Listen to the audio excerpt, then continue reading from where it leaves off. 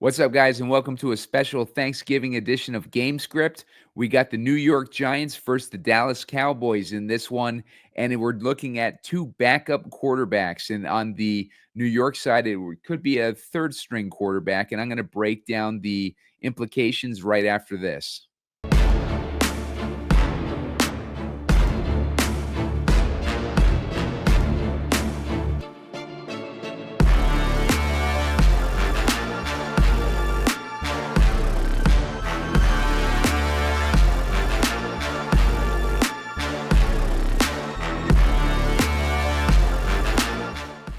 What's up, guys, and welcome to another episode of Gamescript. Simon Edwards at Pumacom here, and we're looking at the New York Giants versus the Dallas Cowboys in this one, a special Thanksgiving Day slate for a showdown of this game. We're looking at a 37.5 point total with New York as 3.5 point dogs in this one. They're playing in Dallas.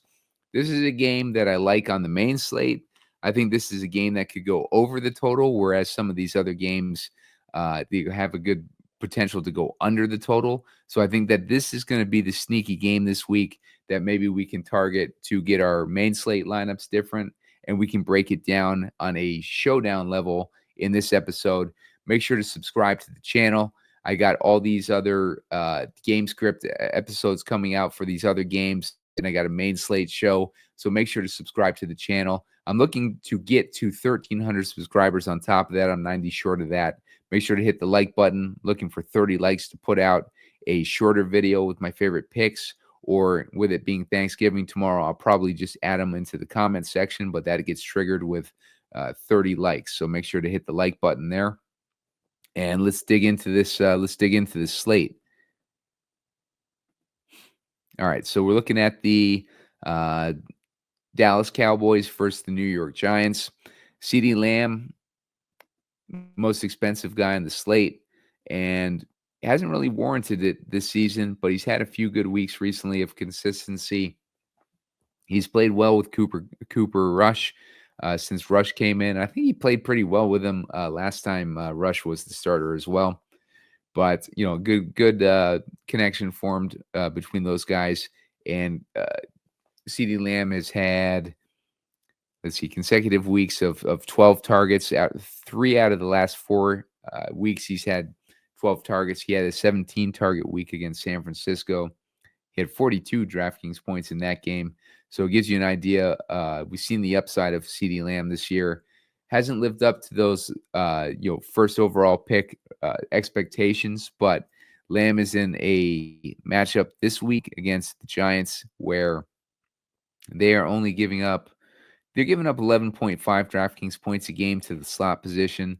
But, I think this is a matchup where, it's going to be Thanksgiving, division rivals playing in Dallas. I don't think that I'm too concerned about, individual matchups in this one if I'm playing for the over and this total. So I think that Ceedee Lamb is a guy that, I'm going to have a decent amount of exposure to this week. And we got Malik Nabors. Malik Nabors is in a better matchup on the New York Giants side, where the Dallas Cowboys have been getting up 22.6 DraftKings points a game to wideouts. I think Nabors is a squeaky wheel this week. He's in a situation where, he was complaining not even complaining, but he was just, talking about how he didn't have any idea why he wasn't getting targeted early in the game. And to ask the coach, basically. So he's just saying, ask the coach. But, this type of situation, there's going to be a lot of scrutiny on the coaching staff for not targeting Malik Nabors throughout the game. So don't be surprised if he's heavily involved in the game plan this week. And question is who's going to be throwing to him? We got DeVito, who ETR is projecting to not start in this one. I don't know if official word has come out yet. We're at almost 11 o'clock on Wednesday night, so we're getting close to a call getting made on that. Drew Lock is right underneath him. 8,400 is pretty cheap for Drew Lock against this defense that is allowing 21 DraftKings points a game to the quarterback position. So really good matchup for Drew Lock. We saw him come in for Seattle and deliver last year when he had his opportunity to start in a game in Seattle last year. It's a feel-good story of the Seattle season last year. So Drew Lock has potential to put up a good game, just like any other of these veteran receivers against bad defenses. So let's keep Drew Lock in mind on this slate, in the main slate, and on this slate. Other guys we're looking at, Wan'Dale Robinson. As far as the slots against Dallas is giving up 12.6 DraftKings points a game to the slot receivers, so not as good as the wideouts. They're also giving up 25.7 DraftKings points a game to the running back position. That's going to put our guy Tyrone Tracy in play. Tyrone Tracy probably get a little bit more extra work with Drew Lock as the quarterback, both in the passing game and in the running game. So Tyrone Tracy is firmly in play this week. Rico Dowdle, he is going to be highly owned on the main slate. He'll probably be highly owned in this one as well. Let me get an idea of ownership on Rico Dowdle.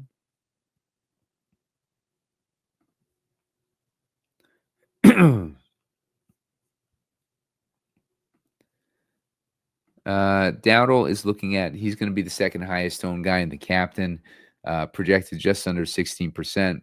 Malik Nabors, pretty cheap in the captain projection, only 11.5% owned there. And we got Tyrone Tracy under 10%. Few guys interesting under 10%, like Cooper Rush and Drew Lock both. But I think my guy who's most interesting is going to be Tracy and Nabors in the captain, as far as like where their ownership is currently. Let's take a look at some more of these guys. Cooper Rush, I like him this week against this New York defense.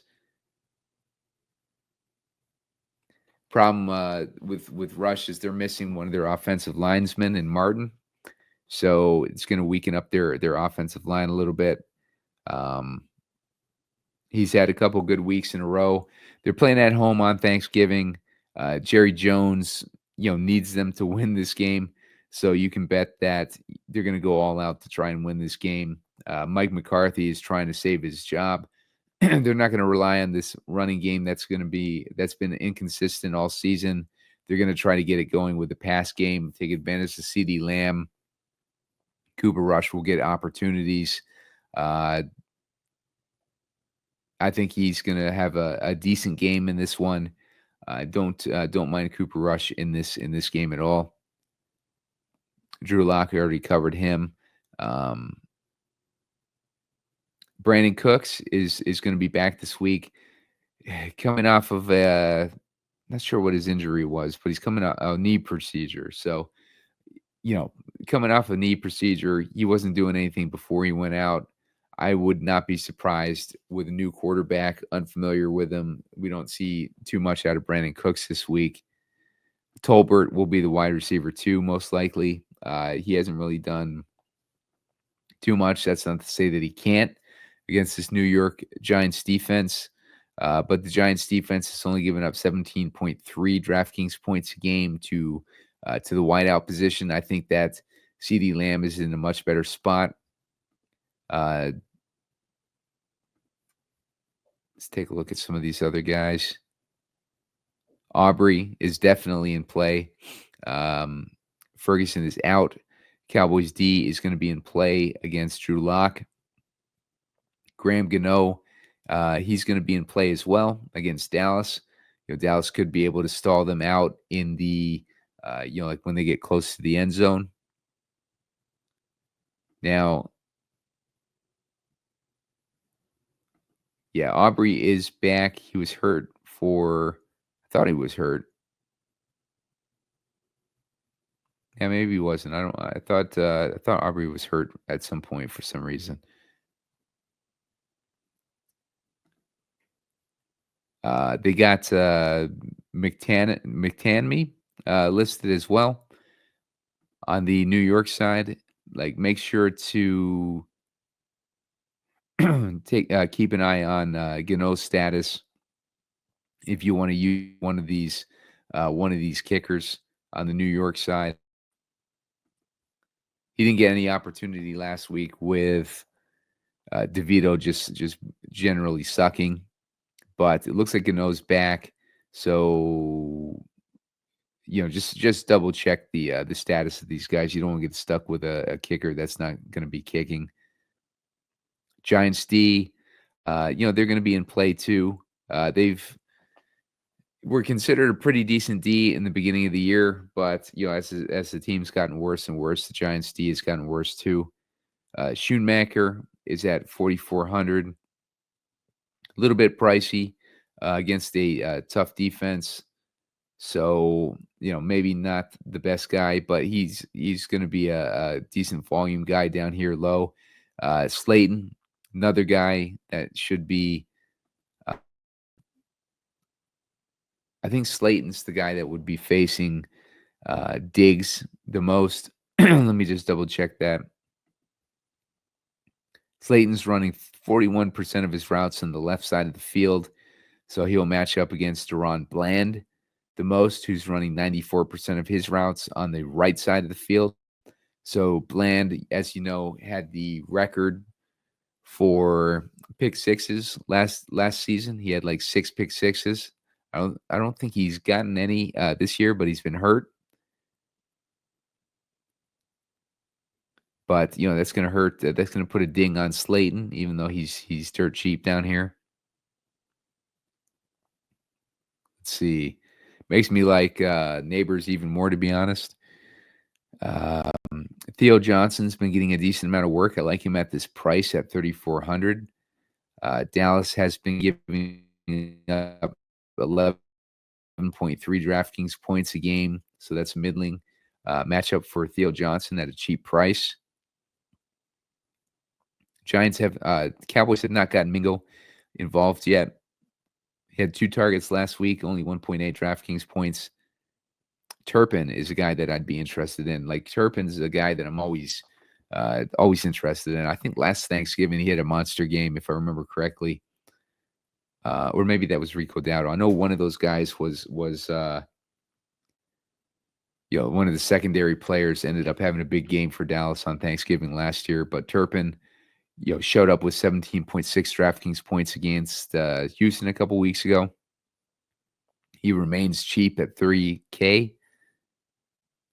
I think as far as guys getting play, Jalen Hyatt, he's in a rotation with Slayton, but this guy does absolutely nothing. 4 targets a couple weeks ago, but I'm just never see him do much of anything. I was trying to use him a few times in the past, but keep him in your player pool because he could get the work. And maybe he has a connection with Drew Lock. Lipke, maybe with Lipke being out, that's going to be a little worse for Turpin. If you remember on the show, the Showdown show I did on the Cowboys when Turpin went off, the reason why I was liking Turpin in that one was because Lipke was out in that game, so I knew Turpin would get a little bit more opportunity. Wasn't as strong as on Turpin as I should have been, but I did like him last week. And that is about it for these cheap guys. If you guys see a cheap guy, just leave it in the comment section. Zeke Elliott is only 2,400, so he's definitely cheap.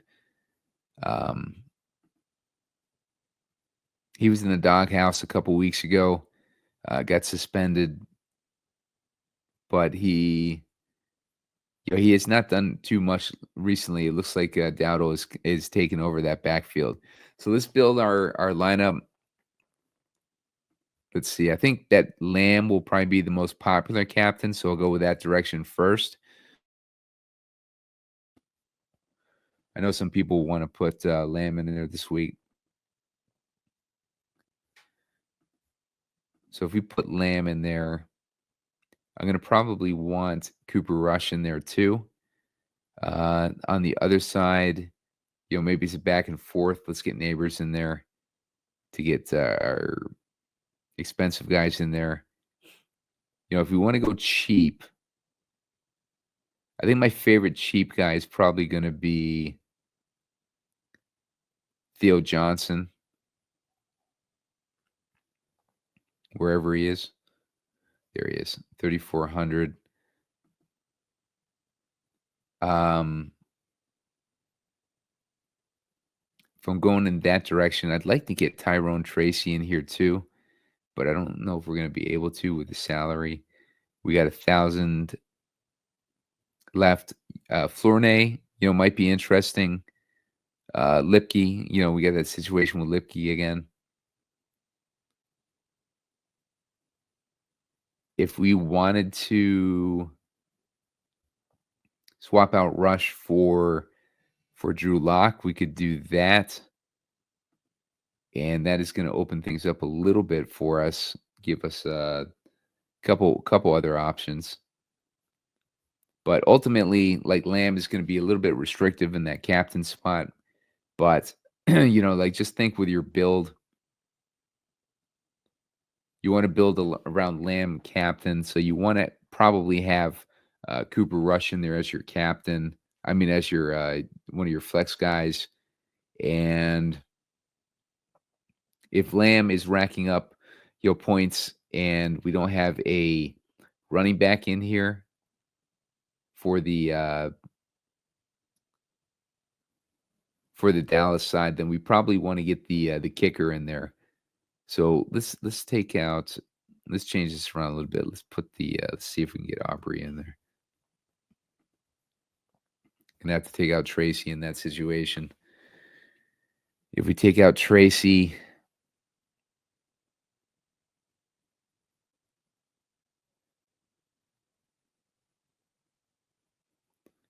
yeah, not really liking that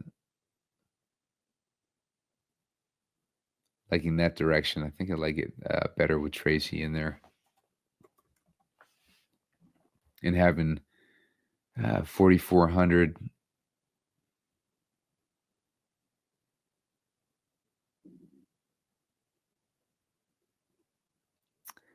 You could put in Turpin or Mingo. You could take a chance on one of those guys. Jalen Hyatt, 1,200. If he's rotating in like significantly, we got Drew Lock. We got a new sheriff in town. So 3,200. That leaves us with, you got Turpin, Mingo, Brooks, guys like that. Although Brooks is probably going to be the odd man out now that Cooks is back. But you got Span Ford, tight end exposure option. Let's clear this out. Let's get rid of Lamb and the captain. Let's go with Tracy. I like Tracy this week.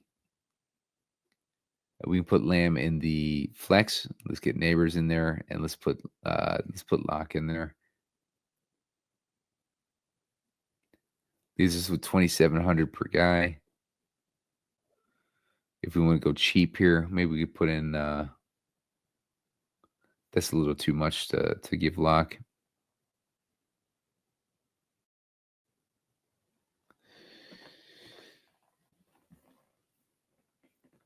See, Lamb's going to be pretty restrictive in general. If we want to go in like these types of directions, maybe Lock doesn't deliver, and maybe it's more.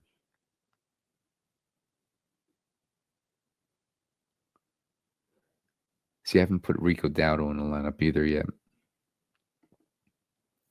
Let's get Dowdle in there instead of Lamb.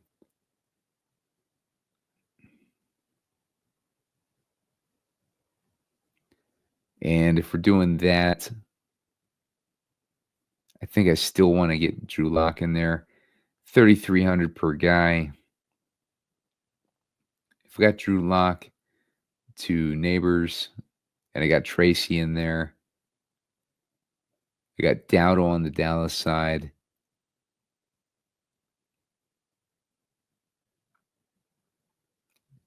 So I probably want one of these. Let's just go with Span Ford. Let's say the Span Ford gets a touchdown.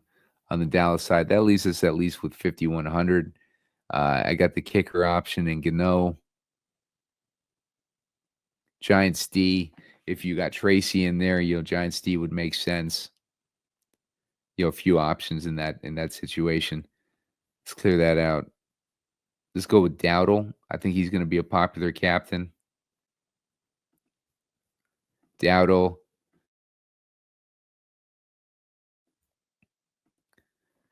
Let's say that we get the Cowboys D in there to kind of correlate with that Dowdle play. We can get Lamb. Let's get Nabors in there.